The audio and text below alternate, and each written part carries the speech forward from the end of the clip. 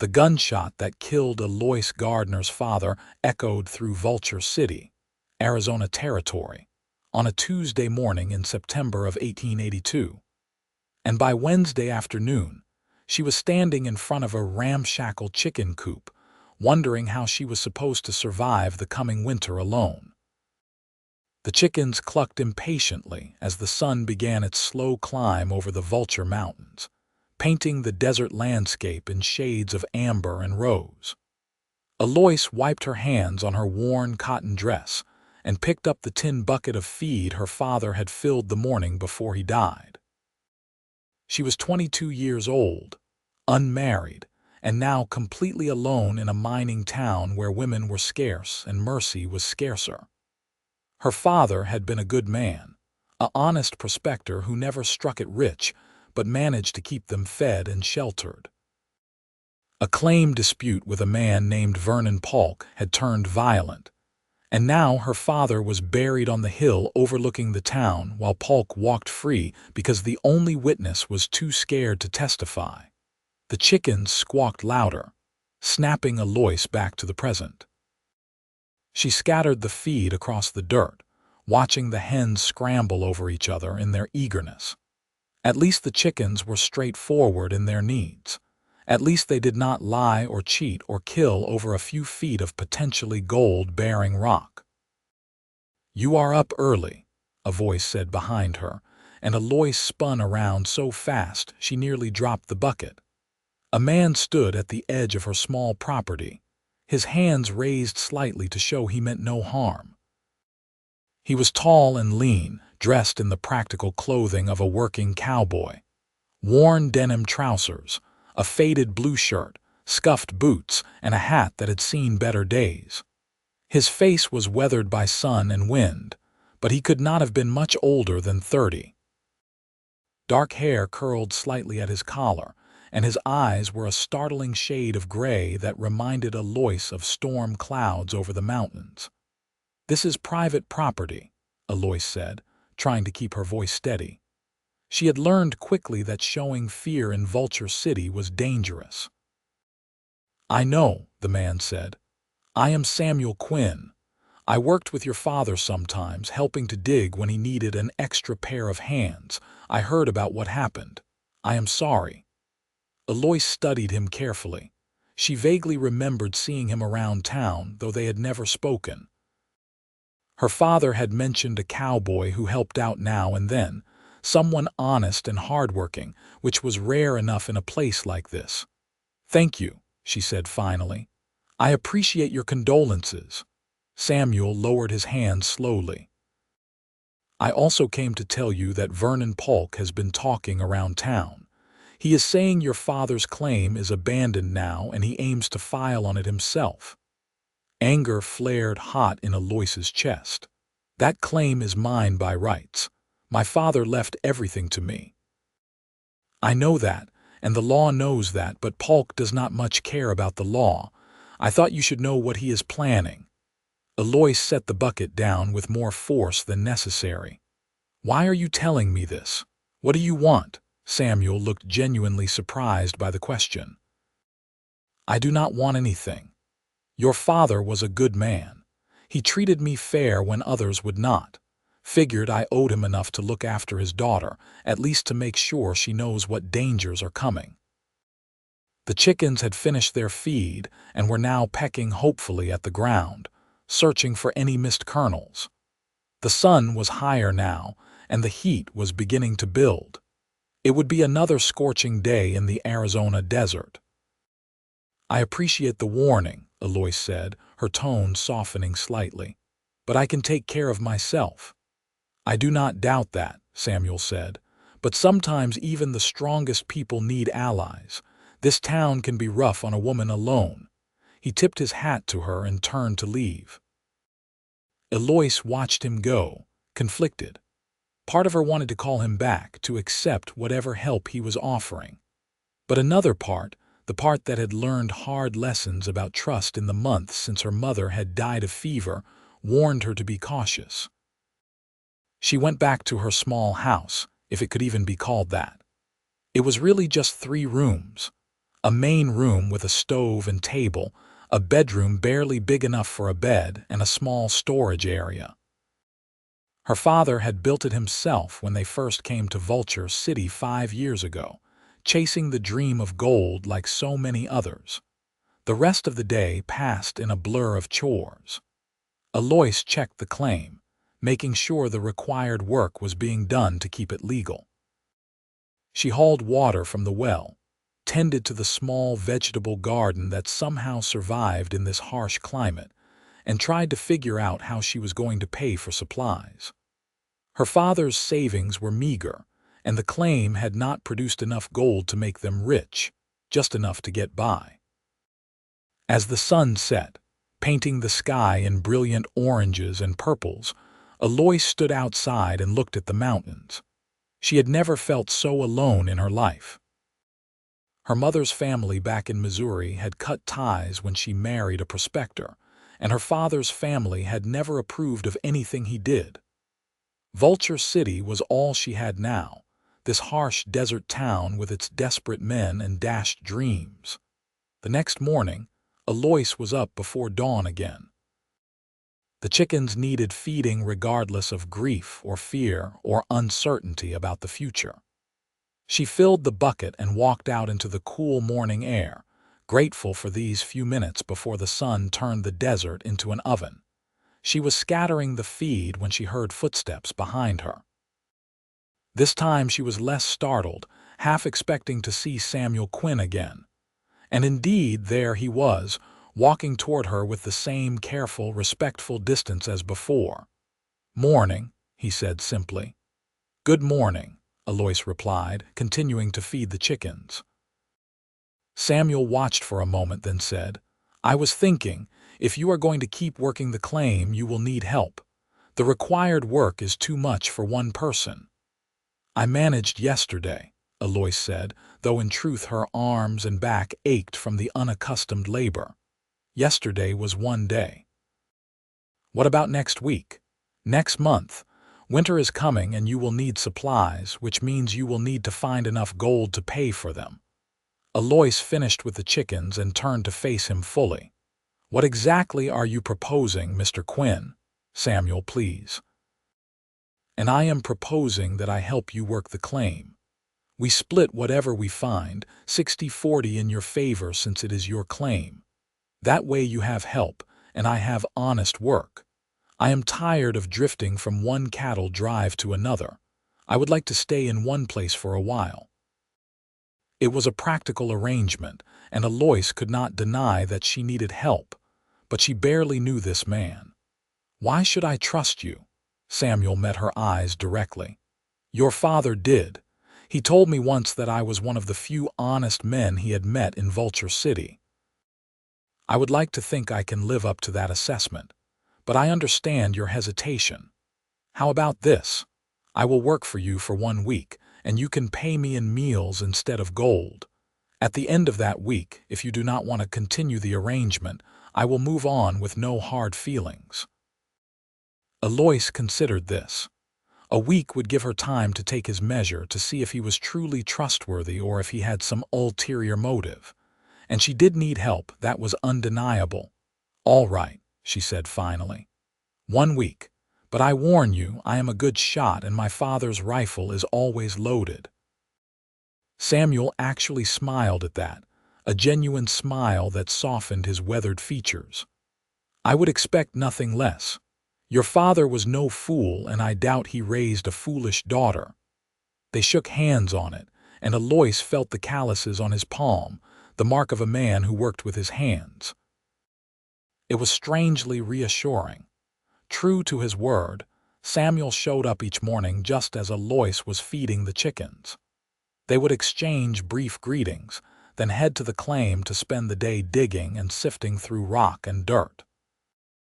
Samuel was a tireless worker, and he seemed to know a surprising amount about mining for someone who called himself a cowboy. "My father was a prospector," he explained one afternoon when Eloise asked. "I grew up in mining camps all over California and Nevada. Learned the trade before I was tall enough to see over the sluice box. When he died, I drifted into cowboy work because it was steadier pay, but I always remembered what he taught me." "Why did he die?" Eloise asked, then immediately regretted the question. "I am sorry, that is too personal." Samuel shook his head. "It is all right. He was killed in a mine collapse when I was 19. He had finally found a good claim, was just starting to pull out decent gold, and then the whole thing came down on him. They did not even recover his body." "I am so sorry," Eloise said softly. "It was a long time ago, but I think that is part of why I felt obligated to help you. I remember what it was like, being young and alone and trying to figure out how to survive." They worked in companionable silence after that, the only sounds the scrape of shovels and the whisper of wind through the creosote bushes. Eloise found herself relaxing around Samuel, beginning to trust that he meant what he said about honest work. In the evenings, Eloise cooked simple meals that they ate outside, watching the sun set over the mountains. Samuel told her stories about his years working cattle drives, about the places he had been and the things he had seen. In turn, Eloise told him about growing up with parents who loved each other deeply despite their poverty, about her mother's death, and how her father had never quite recovered from that loss. "He loved this claim, though," Eloise said one evening. "He really believed he was close to finding something big. That is why Vernon Polk wanted it so badly. My father must have found something that made Polk think the claim was valuable." Samuel nodded thoughtfully. "Your father did mention to me once that he had found some promising signs." He was excited but trying not to get his hopes up, said he had been disappointed too many times before. "I wish I knew what he found," Eloise said. "I have been over every inch of that claim, and I do not see anything that looks particularly promising." "Sometimes it takes an experienced eye," Samuel said. "Or sometimes it just takes luck. Mining is as much about chance as it is about skill." The week passed quickly, and Eloise realized she did not want Samuel to leave. He had been nothing but respectful and hardworking, and she had come to appreciate his steady presence. More than that, she had begun to look forward to their conversations, to the way he listened when she talked, and the stories he shared in return. On the morning of the 8th day, Eloise was feeding the chickens when Samuel appeared as usual. But this time, instead of a simple greeting, he paused and looked at her with an expression she could not quite read. "The week is up," he said. "I will understand if you want me to move on." Eloise scattered the last of the feed and set the bucket down. The chickens pecked eagerly at the ground, oblivious to the tension in the air. The sun was just beginning to rise, painting the sky in shades of pink and gold. "I would like you to stay," Eloise said, "if you still want to. The 60-40 split we discussed, that still stands." Samuel's face broke into a smile, and Eloise realized it was the first time she had seen him look truly happy. "I would like that very much." "Good," Eloise said, surprised by how much relief she felt. "Then let us get to work." But as they turned toward the claim, Samuel hesitated. "There is something I should tell you first. Vernon Polk came by the boarding house where I stay. He told me to stop helping you, said it was none of my business and I should move along." Eloise felt her stomach tighten with worry. "What did you say?" "I told him where he could go, though I used considerably more colorful language. He did not take it well. I am telling you this because he might cause trouble, and I do not want you to be caught off guard." "Thank you for the warning," Eloise said. "And thank you for not letting him intimidate you." "I am not easily intimidated," Samuel said. "And I do not much like bullies, never have." They worked the claim together, falling into an easy rhythm. Samuel would dig and break up the larger rocks while Eloise ran the dirt through the sluice box, carefully watching for the telltale glint of gold. It was back-breaking work, but somehow it felt less burdensome with company. Around midday, Eloise was sifting through a particularly promising lode when she saw it, a distinct gleam in the sediment. Her heart began to pound as she carefully separated the gold from the dirt. It was a nugget, small but unmistakable. "Samuel," she called, trying to keep her voice steady. "Come look at this." He came over immediately, wiping sweat from his forehead.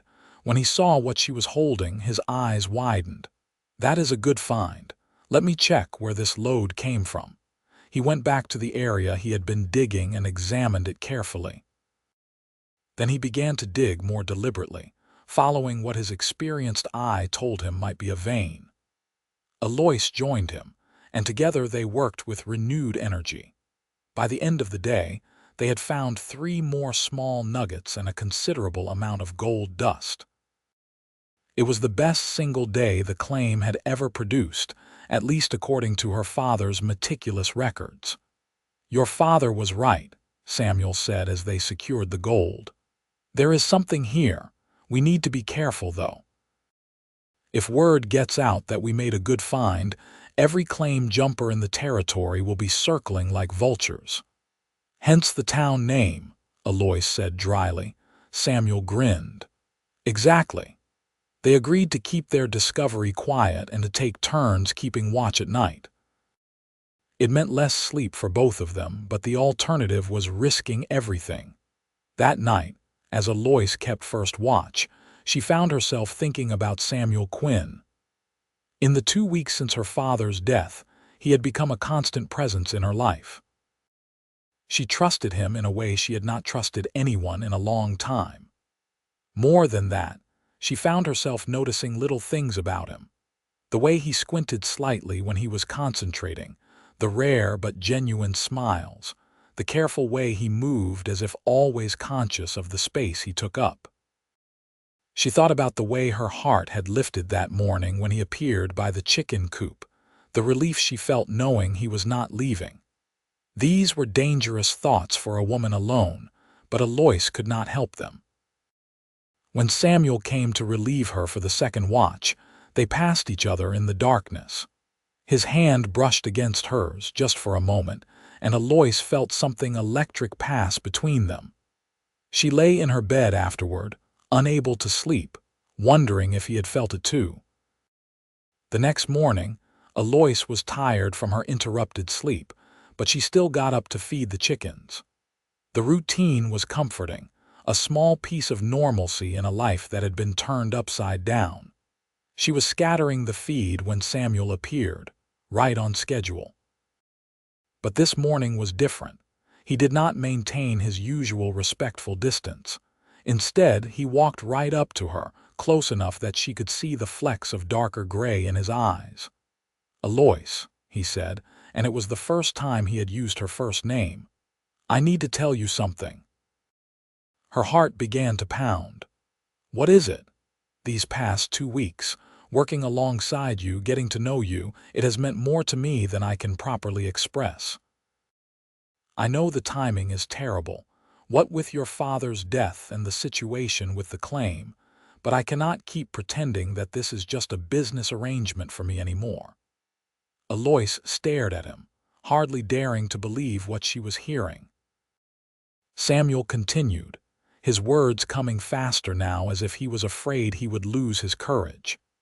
"What I am trying to say, poorly I might add, is that I have developed feelings for you, strong feelings, and I hope, that maybe you might feel something similar.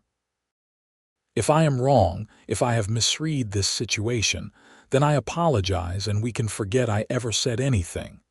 But I had to tell you. I had to at least try." The chickens clucked around their feet, oblivious to the monumental moment happening above them. The sun continued its steady rise, painting the desert in shades of gold, and Eloise stood there, her heart so full she thought it might burst. "You are not wrong," she said softly. "I do feel something. I have been trying not to, trying to tell myself it is just gratitude or loneliness, but it is more than that. I care about you, Samuel, more than I probably should given how little time we have known each other." Samuel's face broke into the biggest smile she had yet seen from him. Time does not always matter. Sometimes you just know. He reached out slowly, giving her every opportunity to pull away, and took her hand. His palm was warm and rough against hers, and Eloise felt tears prick at her eyes. It had been so long since anyone had held her hand, since anyone had looked at her the way Samuel was looking at her now. "I know this is complicated," Samuel said, "and I know we have a lot to figure out, but I want to try. I want to see where this goes if you will have me." "I will have you," Eloise said, and then she was in his arms, the bucket dropped and forgotten, the chickens scattering in surprise. Samuel held her carefully as if she were something precious, and Eloise let herself relax into his embrace. They stood like that for a long moment, the desert morning stretching out around them.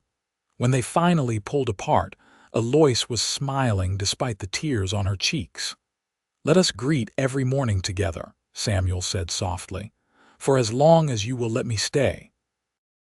"Every morning," Eloise agreed, "starting tomorrow and every day after." But their happiness was short-lived. That afternoon, Vernon Polk rode up to the claim with 3 other men, all of them armed. Eloise felt her blood run cold, but Samuel stepped forward, placing himself between her and the men. "This is private property, Polk," Samuel said, his voice calm but carrying an edge of steel. "You are not welcome here." Vernon Polk was a large man with mean eyes and a cruel mouth.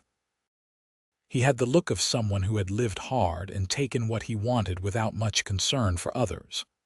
"I am here on legal business. Got word that this claim has not been properly worked. The law says a claim has to be worked regularly or it reverts to open filing." "The claim has been worked every day," Eloise said, stepping up beside Samuel despite his protective stance. "My father never missed the required work, and neither have I." "That's so," Polk said. "Funny, because I have witnesses who say otherwise. Say they have not seen anyone working this claim for weeks." "Then your witnesses are liars," Samuel said flatly. One of Polk's men moved his hand toward his gun, but Polk held up a hand to stop him. Now, let us keep this civil. I am just here to inform Miss Gardner that I will be filing a challenge to her claim. She can fight it in court if she wants, but we all know how that will turn out. A judge is more likely to believe 4 upstanding citizens over a woman and a drifter." "I am not a drifter," Samuel said. "And I will testify that this claim has been worked properly." Polk laughed, a harsh sound that held no humor. "Your testimony does not mean much, Quinn. Everyone knows you have been sniffing around the Gardner girl. Of course you will say whatever she wants you to say." Eloise felt anger surge through her, hot and bright. "Get off my property. Now." "I am going," Polk said, "but you mark my words, this claim will be mine, one way or another." He and his men rode off, leaving Eloise and Samuel standing in the dust. Eloise was shaking with fury and fear, but she forced herself to stay calm. "He is going to steal my claim," she said, "just like he killed my father, and there is nothing I can do about it." "We will figure something out," Samuel said. "There has to be a way to fight this." They went into town that evening to speak with the assayer, a man named Tom Hendricks, who had always been fair with Eloise's father. Tom was an older man with white hair and sharp eyes that missed nothing. He listened carefully as Eloise explained the situation. "Polk is playing dirty as usual," Tom said. "But here is the thing. If you can prove the claim has been consistently worked, his challenge will not hold up. Do you have records?" "My father kept detailed records of every day's work," Eloise said. "Dates, times, what was extracted. Everything." "Good. That helps. But you will also need witnesses, people who can testify that they saw you working the claim. Polk has bought or intimidated his witnesses, so you need to counter that." Samuel nodded. "I can testify, and there must be others in town who have seen us working." "There is old Pete," Eloise said, referring to a prospector whose claim was adjacent to theirs. He is out there every day. He must have seen us. Talk to him, Tom advised. Get statements from anyone who can support your case, and be prepared for this to get uglier before it gets better. Polk does not like to lose. They thanked Tom and headed to find old Pete. The old prospector was working his claim as the sun began to set, and he looked up with a toothless grin when he saw them approaching. "Evening, Miss Gardner, Mr. Quinn," he said. "What brings you out this way?" Eloise explained the situation, and old Pete's grin faded. "That no-good son of a snake. Pardon my language, miss. Of course I have seen you working. Every single day since your father passed, God rest his soul, I will testify to that." "Thank you, Pete," Eloise said, feeling some of the tension ease. "That means more than you know." "Your father was a good man," Pete said, "and Polk is a snake. I will be happy to stand up in court and say so." Over the next few days, they gathered more support. Several townspeople came forward, people who had known Eloise's father and respected him. The shopkeeper who sold them supplies, the woman who ran the boarding house where Samuel stayed, even the town preacher all agreed to testify that they had seen Eloise and Samuel working the claim consistently. But despite this support, Eloise remained worried. She knew how these things worked in mining towns. Justice was often less about truth and more about who had the most money or the most guns. Polk had both. Samuel must have sensed her anxiety because one evening, as they sat outside watching the stars appear, he took her hand and said, "Whatever happens with the claim, we will face it together. Even if we lose, we will find another way. I am not going anywhere." "You might feel differently if we lose everything," Eloise said. "There would be no gold, no income. We would have to start over with nothing." "I have started over with nothing before," Samuel said. "It is not the claim I care about, Eloise. It is you. I would rather have you and nothing else than all the gold in Arizona without you." Eloise felt tears sting her eyes. "How did I get so lucky? In the middle of all this darkness, how did I find you?" "I think maybe we found each other," Samuel said. He leaned in and kissed her, gentle and sweet, and Eloise felt something settle in her chest, a sense of rightness that had been missing from her life for so long. The court hearing was scheduled for the following week. In the meantime, they continued working the claim, and their efforts paid off. They found more gold, enough that Eloise began to hope they might actually have a future here. But they kept their success quiet, storing the gold in a hiding place Samuel had constructed beneath the floorboards of Eloise's small house. The morning of the hearing, Eloise put on her best dress, a dark blue cotton that had been her mother's. Samuel wore clean clothes and had even trimmed his hair a bit. They walked into town together, their hands clasped, drawing more than a few curious looks from townspeople.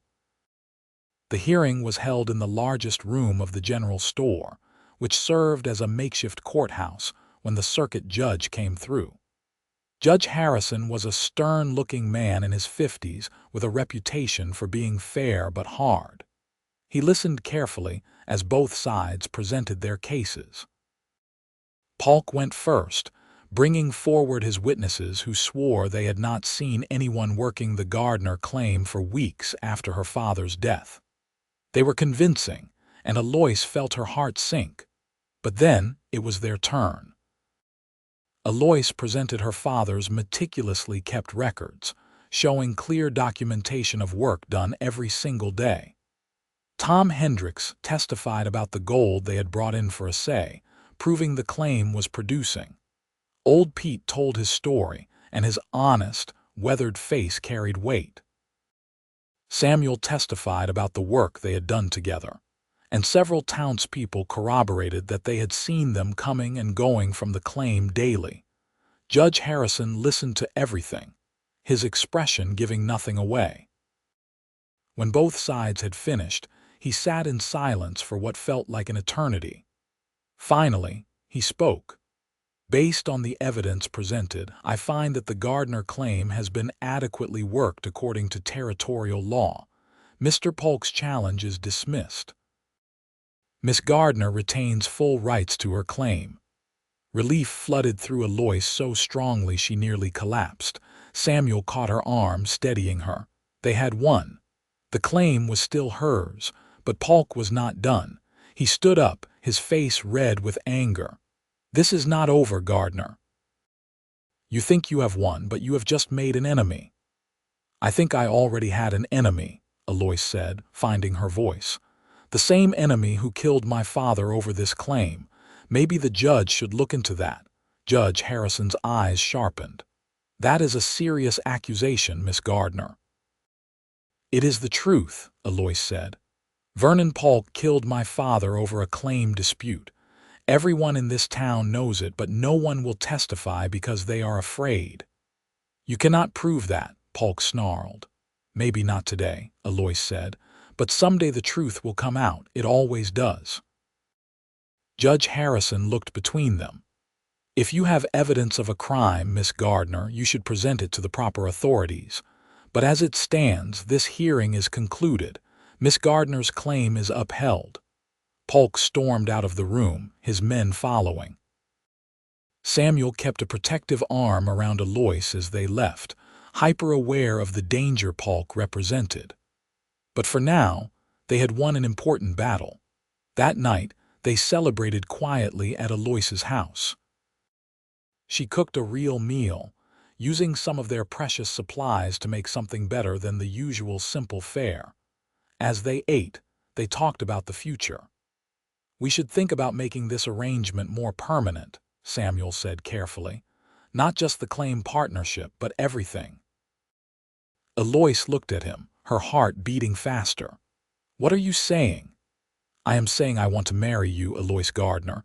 I know it has not been long, and I know the circumstances are strange, but I have never been more certain of anything in my life. I love you. I want to build a life with you, whatever that looks like." Eloise set down her fork, her hands trembling. "I love you too, and yes, I will marry you." Samuel came around the table and pulled her into his arms, kissing her with more passion than before. Eloise responded, feeling something deep and powerful stir within her. This was what her parents had felt for each other, this overwhelming certainty that they belonged together. They were married a week later by the town preacher, a simple ceremony with Old Pete and Tom Hendricks as witnesses. Eloise wore her mother's blue dress again, and Samuel bought a new shirt for the occasion. It was not fancy, but it was perfect. After the ceremony, they went back to the claim as husband and wife. Samuel had moved his few belongings into Eloise's small house, and they began the process of truly building a life together. The work was hard, but they approached it as a team. Samuel taught Eloise things his father had taught him about reading the rock and following veins of ore. Eloise showed Samuel the detailed system her father had developed for tracking their finds and managing their resources. Together, they were more effective than either had been alone, and every morning, without fail, Eloise would go out to feed the chickens at sunrise. And every morning, Samuel would join her. It became their special time, those quiet moments before the heat of the day when they could stand together and watch the sun paint the desert in shades of gold and rose. "I love this," Eloise said one morning as Samuel slipped his arm around her waist. "No matter what happens during the day, we have this." "Every morning together," Samuel agreed, "just like I promised." The claim continued to produce well, better than it ever had under her father's care. Samuel's experienced eye made all the difference, and they soon had enough money saved to make real improvements. They expanded the house, adding a proper kitchen and a second bedroom for the future. They bought better equipment for the claim. They even bought a few cattle, thinking that diversifying their income would provide more security. But Vernon Polk remained a threat. He made life difficult whenever he could, spreading rumors about them in town, trying to turn people against them. Most folks saw through his lies, but there were always a few who believed him or who were too afraid to stand up to him. One evening, about 6 months after their marriage, Samuel came back from town with a grim expression. Eloise immediately knew something was wrong. "What happened?" she asked. "I heard from Tom Hendricks that Polk has been asking around about buying property near our claim. He is planning something, trying to find a way to get at us." Eloise felt the familiar knot of worry in her stomach. Why will he not just leave us alone? "Because men like him cannot stand to lose," Samuel said. "And we beat him in court. His pride will not let him forget that." They doubled their vigilance, always making sure someone was watching the claim. Samuel taught Eloise how to shoot better, and they kept weapons close at hand. It was an uneasy way to live, but they had no choice. Then, about a month later, their worry proved justified. Eloise woke in the middle of the night to the sound of voices and saw the orange glow of fire through the window. She shook Samuel awake, and they both rushed outside to find their small barn ablaze. "The cattle!" Eloise cried. Samuel was already running toward the barn. He managed to get the door open and drive the cattle out before the structure collapsed. Eloise helped guide the frightened animals to safety, her heart pounding with fear and anger. By the time they got the cattle secured, the barn was a total loss. They stood watching it burn, the flames casting dancing shadows across their faces. "Polk did this," Eloise said. "It was not a question." "Probably," Samuel agreed, "but proving it is another matter." They reported the fire to the town sheriff, a man named Dan Morrison who was generally sympathetic but hampered by lack of evidence and fear of Polk. He promised to investigate, but they all knew nothing would come of it. "We could leave," Samuel said that night as they lay in bed, exhausted and smelling of smoke. "Sell the claim, take what money we have, and start over somewhere else. Somewhere Polk cannot reach us." Eloise was silent for a long moment. Part of her wanted to agree to take the easy way out. But another part, the part that was her father's daughter, refused to be driven away. "No," she said finally. "This is our home. My father died for this claim, and I will not let Vernon Polk take it from us through intimidation and violence. We stay." Samuel pulled her close. "Then we stay. And we keep fighting." The next morning, Eloise went out to feed the chickens as always. The smell of smoke still hung in the air, and the ruins of the barn were a stark reminder of the danger they faced. But when Samuel joined her, when he put his arm around her and kissed the top of her head, Eloise felt her resolve strengthen. "Every morning together," she said softly. "Every morning," Samuel agreed, "no matter what." They rebuilt the barn over the next few weeks, with help from old Pete and Tom Hendricks and several other townspeople who were tired of Polk's bullying. It became something of a community effort, and Eloise realized that they had more support than she had known. Many people in Vulture City respected what she and Samuel were trying to do and wanted to help them succeed. The new barn was actually better than the old one, larger and sturdier. Eloise took satisfaction in that, in the way they had turned Polk's attempt at intimidation into something positive. But Polk was not finished. A few weeks after the barn was completed, Samuel was ambushed on his way back from town. 3 men jumped him in an alley, beating him badly before he managed to fight them off. He made it home, bloodied and bruised, and Eloise felt rage unlike anything she had ever experienced. "Enough," she said as she cleaned his wounds. "Tomorrow I am going to confront Polk myself." "That is exactly what he wants," Samuel said through split lips. "He wants to provoke us into doing something stupid." "Then what do you suggest? We just keep taking this, keep letting him attack us whenever he wants." Samuel caught her hand. "No, but we need to be smart about this.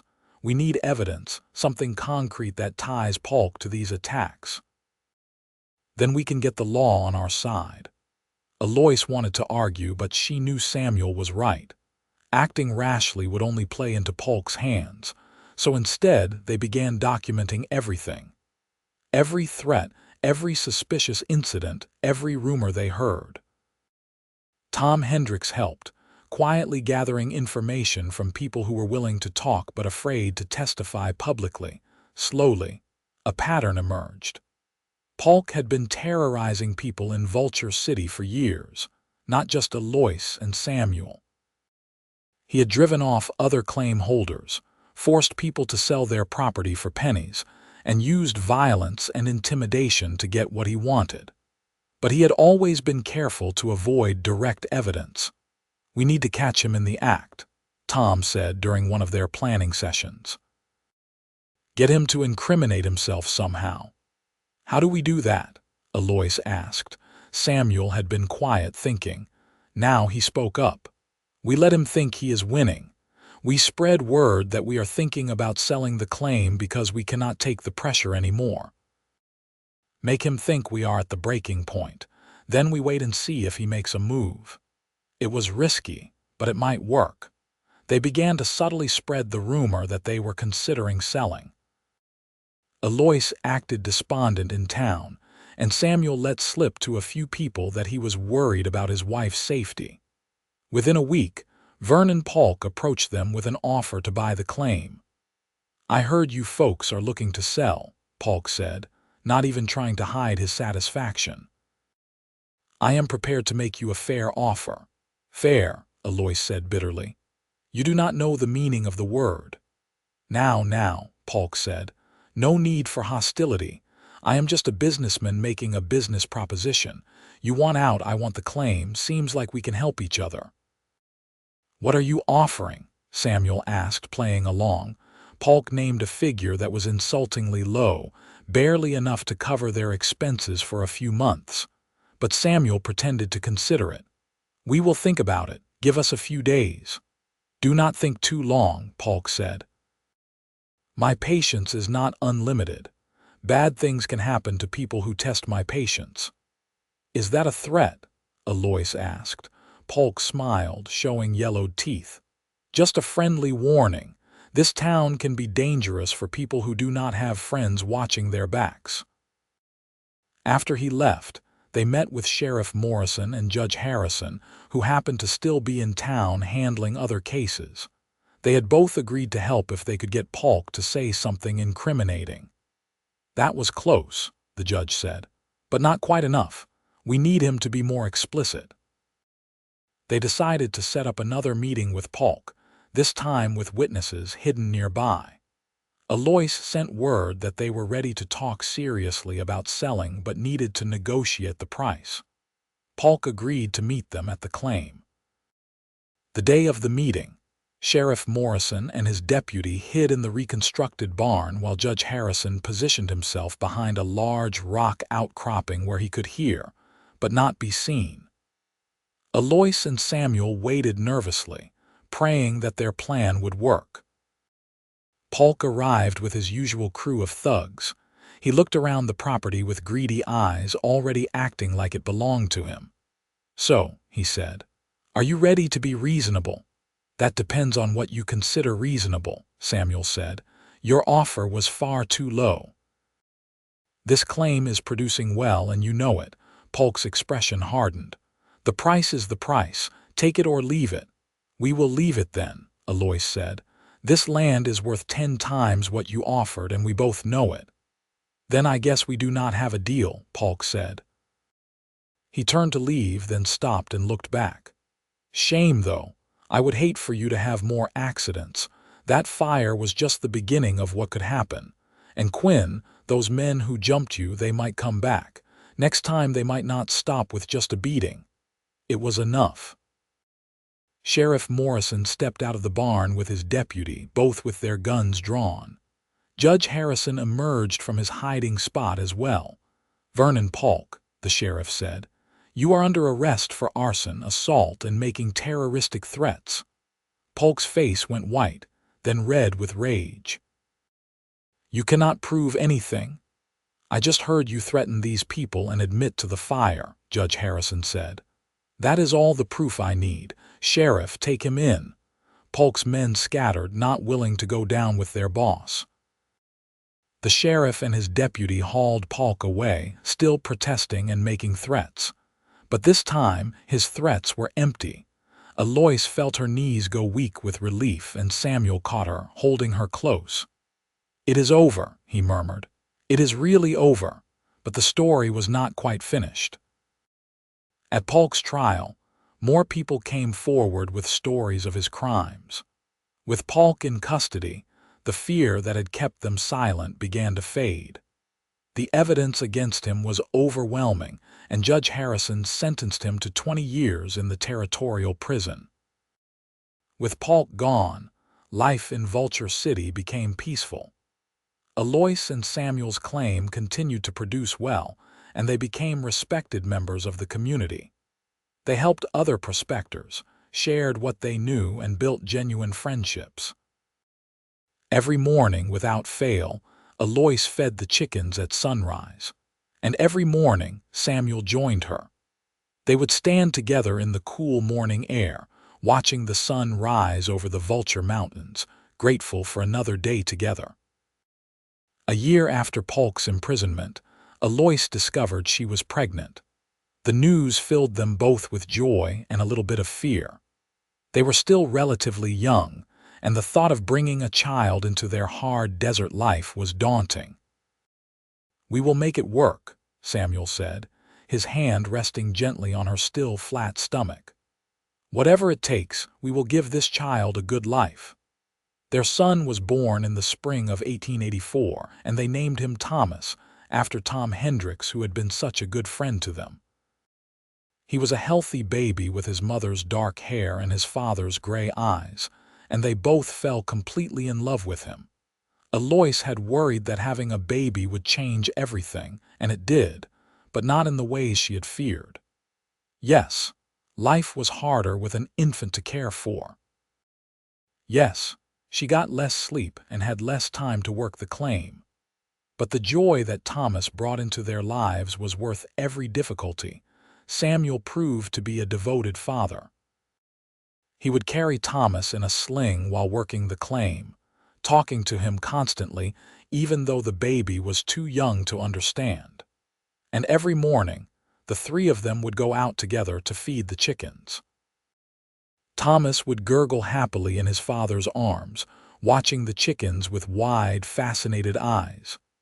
"Every morning together," Samuel would say, and Eloise would smile, thinking how much richer that promise had become.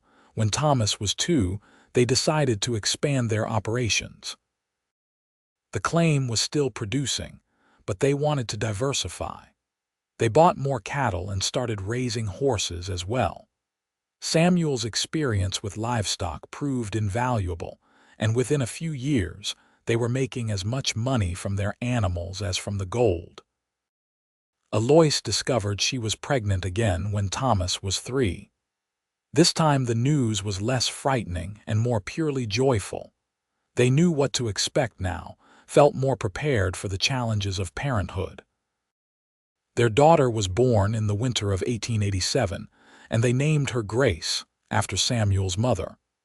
She was a tiny thing, delicate and beautiful, and Samuel cried when he held her for the first time. Eloise watched her strong, weathered cowboy husband cradling their newborn daughter and felt her heart overflow with love. Life settled into a comfortable rhythm.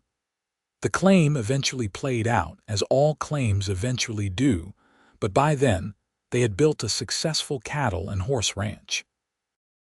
They expanded their small house into a proper ranch house, with enough room for their growing family and the occasional guest. Thomas grew into a sturdy, cheerful boy who loved the animals and the wide, open desert. Grace was quieter, more thoughtful, but with a stubborn streak that reminded everyone of her mother. They were good children, and Eloise and Samuel counted themselves blessed. Old Pete passed away when Thomas was 5, and they buried him on the hill next to Eloise's father. Tom Hendricks retired a few years later and moved to California to be near his daughter, but they stayed in touch through letters.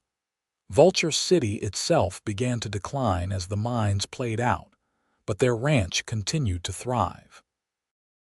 Every morning, through all the years and changes, Eloise fed the chickens at sunrise. The original chickens were long gone, replaced by their descendants, but the ritual remained the same. And every morning, Samuel joined her, sometimes carrying a sleepy child, sometimes just the two of them. "Do you remember that first morning?" Eloise asked one day when she was 35 and Samuel was 43.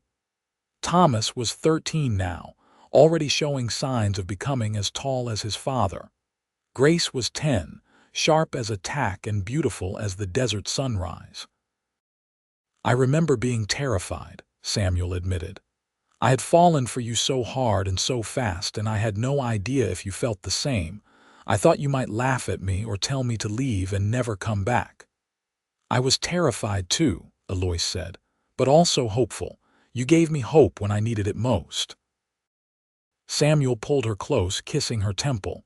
"Best decision I ever made, walking up to that chicken coop." "Second best," Eloise corrected. "The best decision was coming back the next morning, and the morning after that." When Thomas was 16, he asked if he could start working the ranch more seriously, learning the business side of things. Samuel was thrilled to have his son's help, and began teaching him everything he knew about cattle and horses and running a successful operation. Grace, meanwhile, showed an interest in the chickens. She took over the morning feeding routine, and Eloise taught her about caring for the birds, collecting eggs, and managing the small but productive flock. It was a piece of their family history, and Grace took it seriously. More years passed. Thomas fell in love with a young woman named Sarah, whose family had a small farm near what was left of Vulture City. They married when he was 20, and Sarah was 19, and they built a house on the far end of the ranch property. Within a few years, they had given Eloise and Samuel 2 grandchildren. Grace was more independent, less interested in marriage and more interested in the ranch business. She had a head for numbers and started keeping the books when she was 18. She also proved to have a gift with horses, training them better than anyone Samuel had ever seen. When Eloise was 45 and Samuel was 53, they decided to officially split the ranch between their children. Thomas got the cattle operation, and Grace got the horses and the remaining claim land, which was no longer mine but made good grazing land. "We are getting old," Samuel said one evening as they sat on the porch of their ranch house, watching the sun set over the mountains. "Speak for yourself," Eloise said, but she was smiling. She knew what he meant. They were no longer young, no longer able to work from sunup to sundown like they once had, but they had built something lasting, something they could be proud of. "You have any regrets?" Samuel asked. Eloise thought about it seriously. Life had been hard, no question about that. They had faced poverty, danger, grief, and uncertainty, but they had faced it all together, and that had made all the difference. "No," she said finally. "No regrets." "You, not a single one," Samuel said. He took her hand, his grip still strong despite the years. "I would do it all again, exactly the same way, if it meant ending up here with you." They sat in comfortable silence as the stars began to appear in the darkening sky. From inside the house, they could hear Grace humming as she finished the dinner dishes. From the direction of Thomas's house, they could hear the faint sound of children laughing. The next morning, as she had every morning for the past 25 years, Eloise went out to feed the chickens at sunrise. Her hair was gray now, and her hands were no longer smooth, but she moved with the same purpose and care she always had. Samuel joined her, moving a bit slower than he once did, but still there, still by her side. They stood together in the cool morning air, watching the sun paint the desert in shades of amber and rose, just as it had that very first morning when their story began. "Every morning together," Samuel said softly, and Eloise leaned into him, feeling the solid warmth of his presence. "Every morning," she agreed. "Just like you promised." Grace came out to join them, bringing her own bucket of feed. She scattered it efficiently, and the chickens flocked around her feet. Watching her daughter, Eloise felt a deep sense of satisfaction. The rituals and traditions they had built would continue beyond them, passed down to the next generation and the one after that. Life continued its steady march forward. Samuel's health began to decline when he was in his 60s. Nothing dramatic, but the accumulated wear of a life of hard work. He could no longer ride as long or work as hard, but he remained cheerful and engaged, teaching his grandchildren everything he knew. Eloise remained strong, her body weathered but unbroken by the harsh desert life. She took over more of the day-to-day management of the ranch, working closely with Grace to keep everything running smoothly. On their 30th wedding anniversary, the whole family gathered for a celebration. Thomas and Sarah were there with their 4 children, now ranging from toddler to teenager. Grace was there, still unmarried but happy and fulfilled by the life she had built. Old friends from town came, and even the current sheriff, who had been a young deputy back during the trouble with Vernon Polk. They roasted a whole steer and made enough food to feed an army. There was music and dancing and storytelling late into the night. At one point, Thomas stood up and raised his glass. "To my parents," he said, "who taught us what love really means, who showed us that commitment and partnership can weather any storm, who built something lasting from nothing but determination and faith in each other." Everyone drank to that, and Eloise felt tears on her cheeks. Samuel squeezed her hand under the table, and she knew he was just as moved. Late that night, after everyone had gone home or to bed, Eloise and Samuel sat on their porch as they had so many times before. The stars were brilliant overhead, undimmed by any town lights. The desert was quiet except for the occasional call of a night bird. 30 years, Samuel said wonderingly. "Sometimes it feels like yesterday, and sometimes it feels like forever." "Both," Eloise agreed. "It is both." "If I could go back and tell that scared cowboy who approached a grieving woman by her chicken coop how things would turn out, I do not think he would believe me. The happiness, the family, the life we built, it is more than I ever dreamed possible." "I would not have believed it either," Eloise said. "I thought I had lost everything when my father died, but really, I was just at the beginning." They sat in comfortable silence for a while, then Samuel said, "I want you to know when my time comes I am ready. I have had a good life, a full life. I have no complaints and no regrets." "Do not talk like that," Eloise said, even though she knew it was inevitable. They were both getting older, and while she tried not to think about it, she knew their time together was not infinite. "It is not sad," Samuel said gently. "It is just the truth. We all have our time, and when mine comes, I will go peaceful knowing that I loved well and was loved in return. That is more than most people get." Eloise did not trust herself to speak, so she just held his hand tighter. Samuel lived another 7 years, making it to the age of 70. He remained active and engaged right up until the end, working the ranch alongside his children and grandchildren. But one morning, when Eloise went to wake him, she found that he had passed peacefully in his sleep. The grief was crushing, worse than anything she had experienced since her father's death. Samuel had been her partner, her love, her best friend for more than 3 decades. The world felt wrong without him in it. They buried him on the hill overlooking the ranch, next to the spot they had already picked out for Eloise when her time came. The whole community turned out for the funeral, a testament to how respected and loved Samuel Quinn had been. In the days after his death, Eloise moved through her grief one moment at a time. Thomas and Grace wanted her to move in with one of them, but she refused. The ranch house was her home, full of memories of the life she and Samuel had built together. She was not ready to leave it.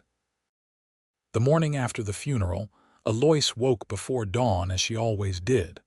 For a moment, still foggy with sleep, she forgot that Samuel was gone. Then reality crashed back in and the pain was fresh all over again. But the chickens still needed feeding. Life did not stop for grief. So Eloise got up, filled the bucket, and walked outside into the cool morning air. The sun was just beginning to rise, painting the sky in those familiar shades of amber and rose.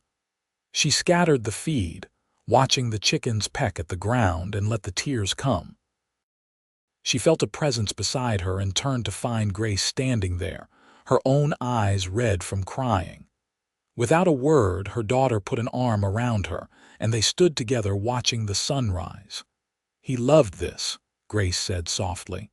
"Every morning feeding the chickens with you. He said it was his favorite part of the day." "Mine too," Eloise whispered. From that day forward, Grace made sure to join her mother for the morning chicken feeding whenever she could. Sometimes Thomas would be there too, or one of the grandchildren. They all understood that it was more than just a chore. It was a ritual, a connection to the man they had all loved, a way of keeping his memory alive.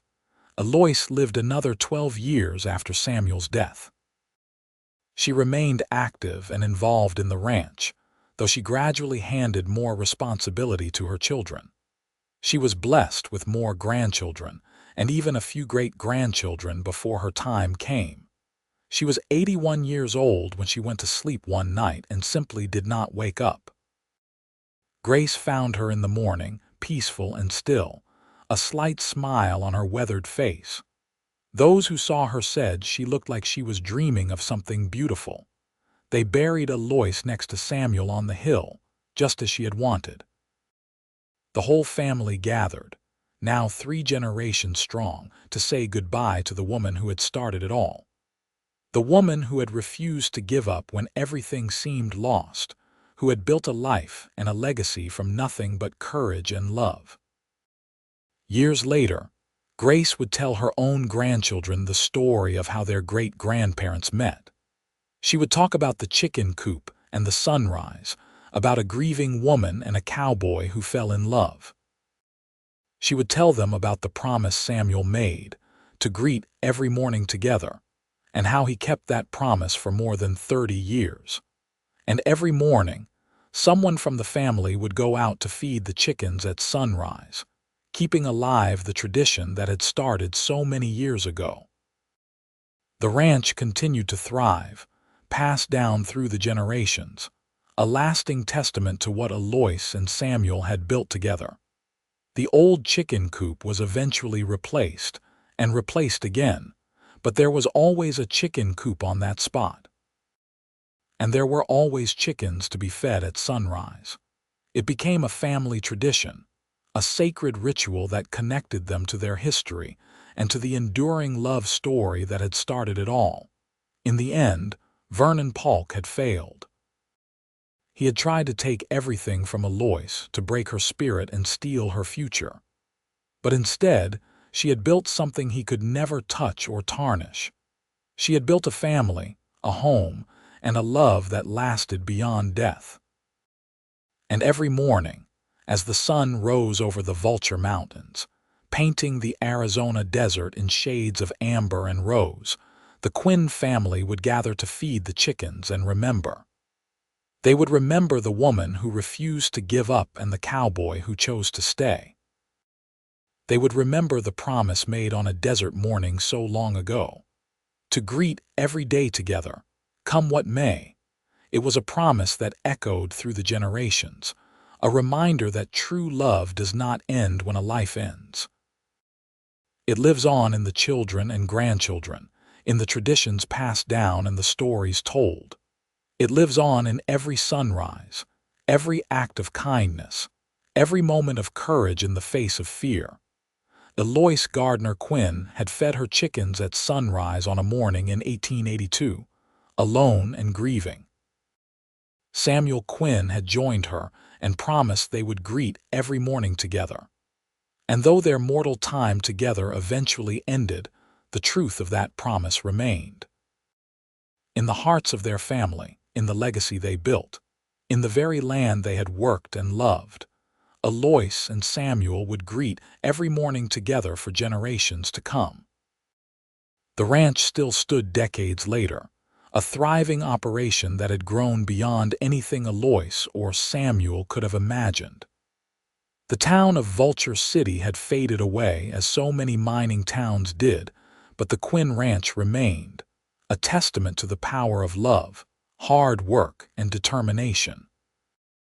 And every single morning, without fail, someone walked out to the chicken coop at sunrise and scattered feed for the birds, keeping alive the tradition that had begun a love story and created a legacy that would endure for as long as the sun rose over the mountains of Arizona.